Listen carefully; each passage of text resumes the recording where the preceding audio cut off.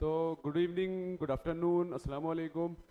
जिस वक्त भी आप बच्चों ये देख रहे हैं, देखिए आज जो हम बच्चों बात करने वाले हैं वो हम बात करने वाले हैं बच्चों के हमारा जो लेक्चर नंबर 3 है वो है हमारा रिलेटेड टू स्पर्मेटोजेनेसिस। देखिए बच्चों, जब हमने लेक्चर नंबर 1 में बात की थी तो हमने वहाँ क्या बात की थी? हमने वहाँ बात की थी कि सबसे पहले गैमीट्स का फॉर्मेशन होता है कि नहीं होता है? कि जब गैमीट्स का फॉर्मेशन होगा तभी तो हमारे सेक्सुअल रिप्रोडक्शन में हम कुछ आगे बात कर पाएंगे, है ना? तो गैमीट्स का फॉर्मेशन कहलाता है gametogenesis. And if we specifically talk about what, if we talk about what, if we talk about the formation of sperms, how sperms are formed, कैसे स्पर्म फॉर्म होते हैं, then we are going to talk about what, we are going to talk about what, हमें बात करनी होगी spermatogenesis की। Okay बच्चों, जो स्पर्मेटोजेनेसिस है, सबसे पहले जो आपसे सवाल पूछा जाएगा वो बच्चों ये सवाल पूछा जाता है कि स्पर्मेटोजेनेसिस कब स्टार्ट होता है? तो ये कब स्टार्ट होता है बच्चों? तो ये स्टार्ट होता है at the age of puberty. किसकी एज पर? At the age of puberty बच्चों ये स्पर्मेटोजेनेसिस का प्रोसेस स्टार्ट होता है। ओके, और स्टार्ट होता है टेस्टिस के अंदर, है ना? किस टाइम पर होता है? प्यूबर्टी के टाइम पर होता है। बच्चों ये जो प्यूबर्टी की हम बात करते हैं ये क्या है? एक्चुअली जब हम एनसीईआरटी पढ़ते हैं वहां पर भी अल्फाज दे रखा है कि what do we mean by puberty. तो बच्चों प्यूबर्टी का मतलब होता है मर्द जो मेल होते हैं, मेल के अंदर या फीमेल के अंदर जब एज, एक ऐसी एज आती है जहां उनके रिप्रोडक्टिव ऑर्गन्स, जैसे मेल के अंदर टेस्टिस, फीमेल के अंदर ओवरीज, जब ये फंक्शन करने स्टार्ट कर देते हैं, तो फंक्शन करना ही जब स्टार्ट करते हैं तो उस टाइम को क्या बोलते हैं? प्यूबर्टी बोलते हैं। ओके, याद रखिएगा। तो प्यूबर्टी वो एज होती है जब फंक्शनल जो हमारे ऑर्गन्स होते हैं, रिप्रोडक्टिव ऑर्गन, वो फंक्शन करने स्टार्ट कर दें। ओके, तो प्यूबर्टी बच्चों, ये जो प्यूबर्टी का वक्त होता है, इस वक्त हमारे जो टेस्टिस होते हैं मेल के अंदर, बच्चों जो टेस्टिस होते हैं, तो टेस्टिस के अंदर आपको क्या मालूम होना चाहिए कि टेस्टिस के अंदर टेस्टिकुलर लॉब्यूल्स थे। टेस्टिकुलर लॉब्यूल्स थे कि नहीं थे? और टेस्टिकुलर लॉब्यूल्स में बच्चों क्या देखा था आप लोगों ने? कि टेस्टिकुलर लॉब्यूल्स में हमने देखा था, तो टेस्टिकुलर लॉब्यूल्स में बच्चों हमने क्या देखा था? कि सेमिनिफेरस ट्यूब्यूल्स के बारे में देखा था। ओके, तो सेमिनिफेरस ट्यूब्यूल्स, मैं इसको जरा हटा दूं यहां से, कि हमने टेस्टिकुलर लॉब्यूल्स के अंदर बच्चों क्या देखा था? हमने देखा था सेमिनिफेरस ट्यूब्यूल्स। तो बच्चों ये जो सेमिनिफेरस ट्यूब्यूल्स होते हैं, सेमिनिफेरस ट्यूब्यूल्स के अंदर आप लोगों ने सेल्स देखे थे, मेल जर्म सेल, जिसको आपने नाम दिया था स्पर्मेटोगोनिया। क्या नाम दिया था? स्पर्मेटोगोनिया या मेल जर्म सेल। बच्चों ये जो स्पर्मेटोगोनिया होता है ये डिप्लॉइड होता है, मतलब यहां पर जो इस सेल के अंदर न्यूक्लियस होगा उसके अंदर क्रोमोसोम, हर क्रोमोसोम के, जैसे इंसान के अंदर 23 क्रोमोसोम्स होते हैं, और अगर इन 23 का पेयर प्रेजेंट हो, मतलब 23 पेयर क्रोमोसोम प्रेजेंट हो, मतलब हर क्रोमोसोम का एक पेयर प्रेजेंट हो, तो बच्चों वो कंडीशन क्या कहलाती है? डिप्लॉइड कंडीशन कहलाती है। क्या कहलाती है? Very very very important, diploid condition कहलाती है। तो डिप्लॉइड कंडीशन जो स्पर्मेटोगोनिया होते हैं बच्चों, स्पर्मेटोगोनिया क्या करते हैं? तो स्पर्मेटोगोनिया क्या करते हैं बच्चों? माइटोसिस।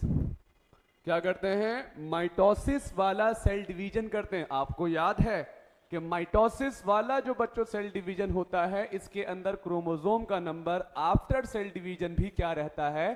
क्रोमोसोम का नंबर सेम रहता है। तो माइटोसिस के बाद जो स्पर्मेटोगोनिया होता है, स्पर्मेटोगोनिया तैयार कर देता है क्या? ये तैयार कर देता है प्राइमरी स्पर्मेटोसाइट। क्या तैयार कर देता है?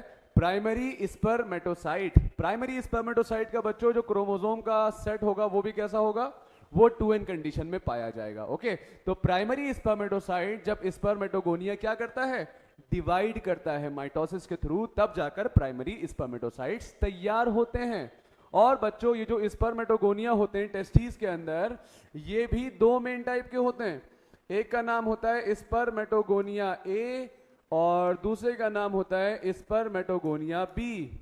ये दो टाइप के स्पर्मेटोगोनिया होते हैं, दोनों की थोड़ी मॉर्फोलॉजी जो देखने में अलग होते हैं थोड़े सारे ये, लेकिन जो मेन जो स्पर्म जो बनाएगा, जो प्राइमरी स्पर्मेटोसाइट बच्चों बनाता है, उसका मेन जो रोल है वो किसका रोल है? वो है स्पर्मेटोगोनिया बी का। जैसे जैसे स्पर्मेटोगोनिया बी इस्तेमाल होते जाते हैं, डिवाइड होते जाते हैं, प्राइमरी स्पर्मेटोसाइट बनाते चलते हैं, वैसे वैसे स्पर्मेटोगोनिया ए स्पर्मेटोगोनिया बी में कन्वर्ट होता रहता है। मतलब ये एक फिक्स डिपॉजिट होता है जो स्पर्मेटोगोनिया बी खर्च करता रहता है। स्पर्मेटोगोनिया बी खर्च होता रहेगा और स्पर्मेटोगोनिया ए स्पर्मेटोगोनिया बी के अंदर कन्वर्ट होता रहता है। तो याद रखना, मेन जो स्पर्मेटोसाइट बनाते हैं वो स्पर्मेटोगोनिया बी बनाते हैं। But if we talk about कि स्पर्मेटोगोनिया बी को बनाने वाला कौन, तो वो है स्पर्मेटोगोनिया ए। ओके, कौन है बच्चों? स्पर्मेटोगोनिया ए होता है, याद रखिएगा। तो स्पर्मेटोगोनिया बी माइटोसिस करेगा, प्राइमरी स्पर्मेटोसाइट बनाएगा। ओके, अब primary spermatocyte, very very important step बच्चों, वेरी वेरी इंपॉर्टेंट, कि प्राइमरी स्पर्मेटोसाइट में हमें मालूम होना चाहिए कि यहां मियोसिस होता है। क्या होता है? क्या होता है? क्या होता है भाई? मियोसिस। ओके, और मियोसिस आपको मालूम है दो स्टेप में होता है। पहले स्टेप को आप बच्चों बोलते हैं मियोसिस वन। क्या बोलते हैं? Meiosis one. तो मियोसिस वन जब होगा तो ये आपका जो होता है रिडक्शनल डिवीजन होता है। क्या होता है? Reductional division. बच्चों मियोसिस वन से प्राइमरी स्पर्मेटोसाइट तैयार कर देता है दो सेकेंडरी स्पर्मेटोसाइट। क्या तैयार कर देता है? Secondary spermatocytes. अब बच्चों यहां क्रोमोसोम का नंबर हाफ हो जाता है क्योंकि यहां मियोसिस हो रही है। क्या हो रही है भाई? मियोसिस हो रही है। तो मियोसिस की वजह से यहां बच्चों क्रोमोसोम का नंबर क्या हो जाता है? क्रोमोसोम का नंबर हाफ हो जाता है। तो याद रखिएगा, प्राइमरी स्पर्मेटोसाइट जो होता है बच्चों, ये हैप्लॉइड होता है। वेरी वेरी इंपॉर्टेंट, ये हैप्लॉइड होता है। मतलब इसके अंदर क्या होगा? क्रोमोसोम का, सिर्फ हर क्रोमोसोम का, जैसे इंसान में मेल हो चाहे फीमेल हो 23 क्रोमोसोम्स होते हैं, और अगर उनका भी अगर सिंगल सेट होगा तो वो हैप्लॉइड कंडीशन, और अगर 23 पेयर में पाए जाएंगे तो वो कंडीशन क्या कहलाती है? डिप्लॉइड। दोनों में एक डिफरेंस प्राइमरी और सेकेंडरी स्पर्मेटोसाइट में, कि प्राइमरी स्पर्मेटोसाइट डिप्लॉइड होता है। कैसा होता है बच्चों? डिप्लॉइड होता है। और जो बच्चों सेकेंडरी स्पर्मेटोसाइट होता है, कौन? जो सेकेंडरी स्पर्मेटोसाइट होता है वो कैसा होता है? वो आपका हैप्लॉइड होता है। अल्फाज याद रखिएगा। अब बच्चों ये जो सेकेंडरी स्पर्मेटोसाइट है, आपको मालूम होगा कि मियोसिस तो दो स्टेप में होता है। अभी तो हमने मियोसिस वन की बात की है। मियोसिस टू, कौन? मियोसिस टू के बारे में बात करते हैं। तो मियोसिस टू में क्या होता है कि जो हमारे पास सेकेंडरी स्पर्मेटोसाइट तैयार हुआ, सेकेंडरी स्पर्मेटोसाइट, बच्चों सेकेंडरी स्पर्मेटोसाइट में क्या होता है? मियोसिस का सेकेंड स्टेप मियोसिस टू होता है। और आप बच्चों ने ये पढ़ रखा है कि मियोसिस जो होता है, जिसको हम मियोसिस टू कह रहे हैं, ये किसके सिमिलर होता है? माइटोसिस के। बच्चों वेरी वेरी इंपॉर्टेंट, यहां पर क्रोमोसोम का नंबर जैसा सेकेंडरी स्पर्मेटोसाइट में होगा वैसा ही अगले सेल में होगा, जिसका बच्चों नाम होता है, क्या नाम होता है भाई? स्पर्मेटिड। क्या नाम होता है? स्पर्मेटिड। और इसमें क्रोमोसोम का नंबर सेम रहेगा, बिकॉज मियोसिस टू जो होता है बच्चों माइटोसिस की तरह सिमिलर होता है, जहां क्रोमोसोम का नंबर क्या रहेगा? क्या रहने वाला है? सेम रहने वाला है as that of secondary spermatocyte. ठीक है, याद रखिएगा। एक चीज देख लीजिए आप यहां पर कि जब हमने ये स्पर्मेटिड्स की बात कर ली, किसकी बात कर ली? स्पर्मेटिड्स। कैसे बने? जब सेकेंडरी स्पर्मेटोसाइट में मियोसिस टू हुआ जो सिमिलर होता है माइटोसिस के, तब जाकर स्पर्मेटिड तैयार होता है। देखिए, अब मैं इसको आपको एनसीईआरटी के डायग्राम से बताता हूं, तो आप ध्यान से देखिएगा। तो आप इसमें देख पा रहे होंगे कि शुरुआत हो रही है प्यूबर्टी पर। जब हम प्यूबर्टी पर शुरुआत कर रहे हैं तो प्यूबर्टी की स्टेज पर बच्चों क्या देखा जाता है कि प्यूबर्टी की स्टेज पर जो स्पर्मेटोगोनिया होते हैं, और वो भी कौन से वाले जो मेन होते हैं बच्चों, जो स्पर्मेटोगोनिया बी होते हैं, स्पर्मेटोगोनिया बी माइटोसिस करते हैं। Very very important. माइटोसिस से इस स्पर्मेटोगोनिया जो होते हैं ये किस में कन्वर्ट होते हैं बच्चों? प्राइमरी स्पर्मेटोसाइट में। और इनका क्रोमोसोम नंबर क्या होता है? 2n। मैंने आपको बोला था कि 23 नंबर क्रोमोसोम होते हैं, लेकिन अगर 2n रखोगे तो डबल क्रोमोसोम, तो how many chromosome will be there? एक सेल में 46 क्रोमोसोम होंगे। ओके, याद रखिएगा। फिर प्राइमरी स्पर्मेटोसाइट्स जो होते हैं बच्चों, इसमें पहला मियोटिक डिवीजन होता है। फर्स्ट मियोटिक डिवीजन जब प्राइमरी स्पर्मेटोसाइट में होता है तो बच्चों ये दो क्या तैयार करके देता है हमें? Secondary spermatocytes. ओके, कैसा? Secondary spermatocyte. और मियोसिस से हो रहा है तो यहां क्रोमोसोम का नंबर हाफ हो जाता है, एन कंडीशन आ जाती है। देखिए ध्यान से, तो 23। तो कौन सी कंडीशन आ गई यहां पर? 23 वाली कंडीशन आ गई। ओके, फिर इसके बाद जो सेकेंड मियोटिक डिवीजन होगा, इसमें कितने सेल्स आपको दिखाई दे रहे हैं? तो जब 2 सेल डिवाइड करेंगे तो 2 के 4 हो जाएंगे। तो जो 4 सेल्स होते हैं बच्चों, उनका क्या नाम होता है? उनका नाम होता है स्पर्मेटिड्स। क्या नाम होता है? स्पर्मेटिड्स। अल्फाज वेरी वेरी इंपॉर्टेंट, याद रखिएगा। नीट 2024 में यहीं से सवाल आया है, अभी बताऊंगा। स्पर्मेटिड्स तैयार हो गए बच्चों। और कितने स्पर्मेटिड्स तैयार हुए? आपका आंसर होना चाहिए सर 4 स्पर्मेटिड्स तैयार हुए। तो 4 स्पर्मेटिड्स तैयार हुए। अब इनका क्या होता है? क्या ये टेस्टिस के बाहर आते हैं? क्या ये पेनिस के अंदर यही आएंगे? नहीं। स्पर्मेटिड्स बच्चों जब तैयार होते हैं, सबसे पहले स्पर्मेटिड्स में डिफरेंशिएशन होता है।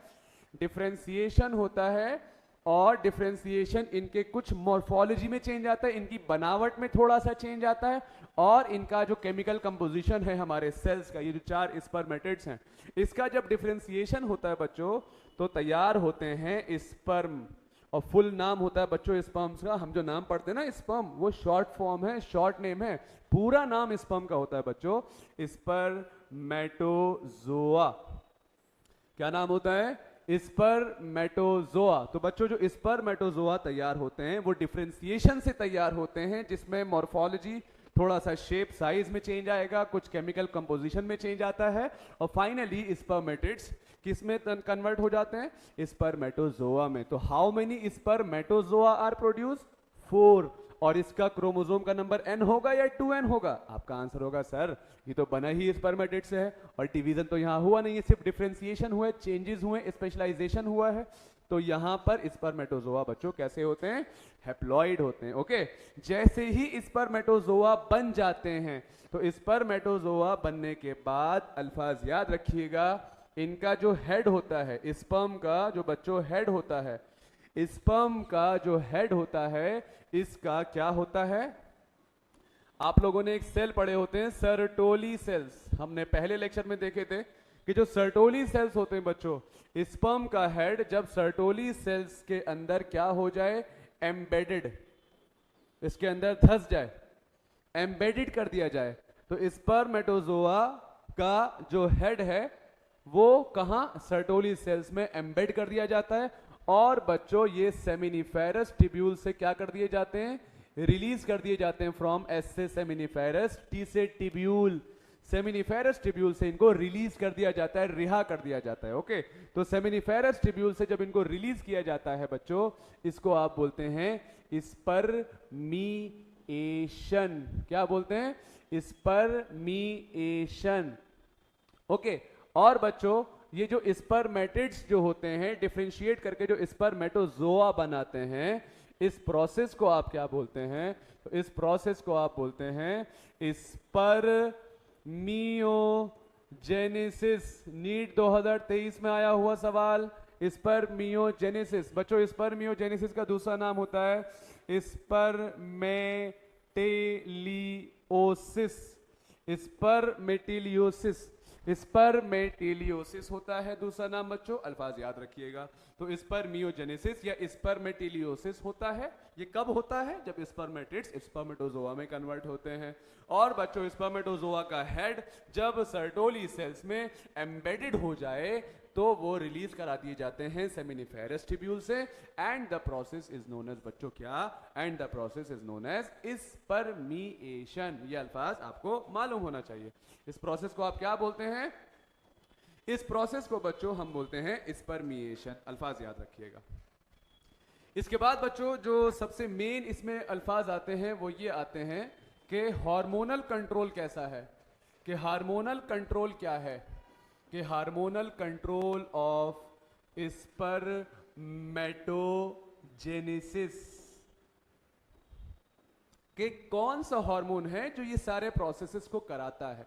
बच्चों हमारी बॉडी में जो बदलाव आते हैं उनको लाने वाला जो नेचर ने जो हमें केमिकल दिया, जो अल्लाह ने हमें केमिकल दिया है बच्चों, उस केमिकल को हम बोलते हैं हार्मोन। क्या बोलते हैं? हार्मोन बोलते हैं। और हार्मोन्स को प्रोड्यूस कराने वाला कौन? वो होता है एंडोक्राइन ग्लैंड। कौन होता है?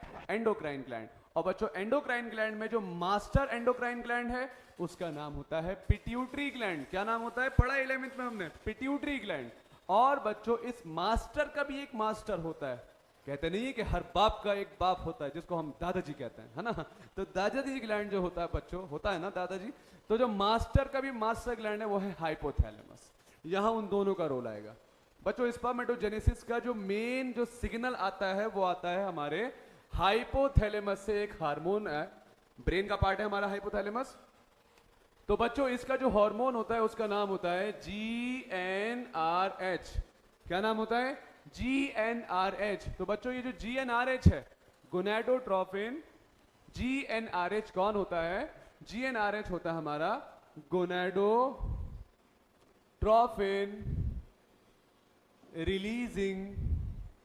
Releasing hormone, GnRH। तो गोनाडोट्रोफिन रिलीजिंग जो हार्मोन होता है बच्चों, ये हाइपोथैलेमस से निकलता है। और याद रखना ये दादाजी किसको आपके सिग्नल देते हैं? पिट्यूटरी को। और पिट्यूटरी से निकलते हैं गोनाडोट्रोफिन। क्या निकलते हैं बच्चों? गोनाडोट्रोफिन। और गोनाडोट्रोफिन बच्चों दो मेन टाइप के होते हैं। गोनाडोट्रोफिन दो मेन टाइप के होते हैं। एक का नाम होता है LH, तो दूसरे का नाम होता है FSH। LH और FSH। LH का फुल फॉर्म होता है ल्यूटिनाइजिंग हार्मोन। क्या नाम होता है भाई? Luteinizing hormone. और बच्चों जो दूसरा होता है FSH, उसका नाम होता है फॉलिकल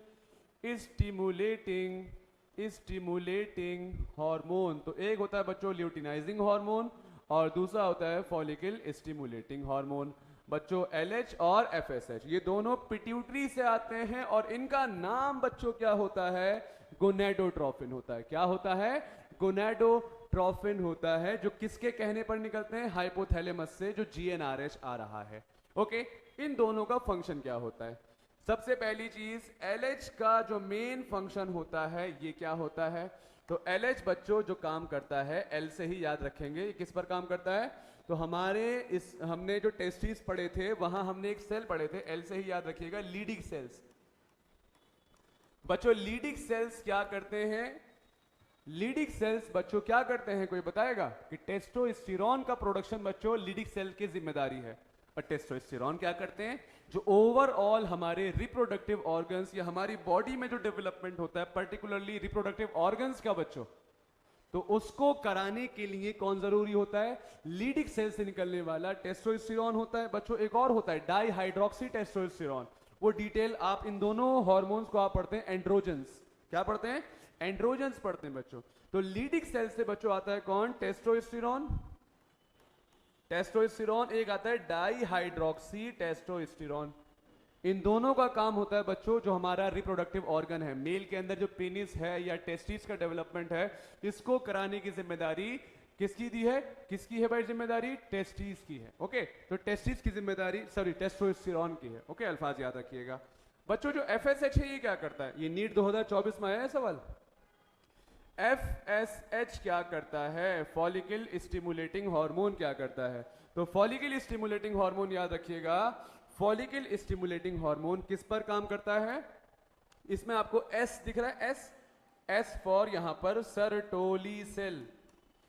फॉलिकल स्टिमुलेटिंग हार्मोन बच्चों सर्टोली सेल्स पर एक्ट करता है और उनसे क्या रिलीज कराता है? उनसे रिलीज कराता है कुछ केमिकल्स। जैसे कुछ केमिकल्स के बारे में अगर मैं बताऊं तो वो केमिकल्स नरिशमेंट के लिए जरूरी होते हैं, एनसीईआरटी ने बोला है, नर्स सेल बोलते हैं सर्टोली सेल्स को। तो स्पर्म जो प्रोड्यूस होंगे, वेल डेवलप स्पर्म कब प्रोड्यूस होंगे? जब बच्चों उनको नरिशमेंट मिलेगा, और नरिशमेंट के लिए कौन जिम्मेदार है? Sertoli cell. क्या याद रखेंगे? Sertoli cells are very very जिम्मेदार for what? Nourishment of developing sperm. जो स्पर्म स्पर्मेटोजोआ याद है, सर्टोली सेल का जो हेड, सॉरी स्पर्म का जो हेड होता है वो सर्टोली सेल में एम्बेडेड हो जाता है, तो वो यही जिम्मेदारी होती है। ये अल्फाज आपको मालूम होना चाहिए। आई होप कि ये हार्मोनल कंट्रोल आपको पता चला। साथ ही साथ एफएसएच में जो एस है एक और चीज बताता है कि ये इस पर मेटोजेनेसिस को भी ये कंट्रोल करता है। Very very important. कैसे कंट्रोल करता है बच्चों? स्पर्म जो रिलीज होते हैं वो कब रिलीज होते थे? जब तक स्पर्म का हेड सर्टोली सेल में एम्बेड नहीं होता था तब तक वो क्या नहीं होता था? स्पर्मिएशन नहीं हो सकता। ओके, तो सर्टोली सेल स्पर्मिएशन के लिए बहुत जरूरी है, और स्पर्मिएशन के बाद ही तो स्पर्म मैच्योर रिलीज होगा, उसी को आप बोलते हैं स्पर्मेटोजोआ। तो स्पर्म बनाने में एक मेन स्टेप हमारा होता है, वो कहां? सर्टोली सेल के अंदर स्पर्म के हेड का लगना। बच्चों वेरी वेरी इंपॉर्टेंट। ये आपका हार्मोनल कंट्रोल था जो आपको मालूम होना चाहिए। अगला जो हमें पता होना चाहिए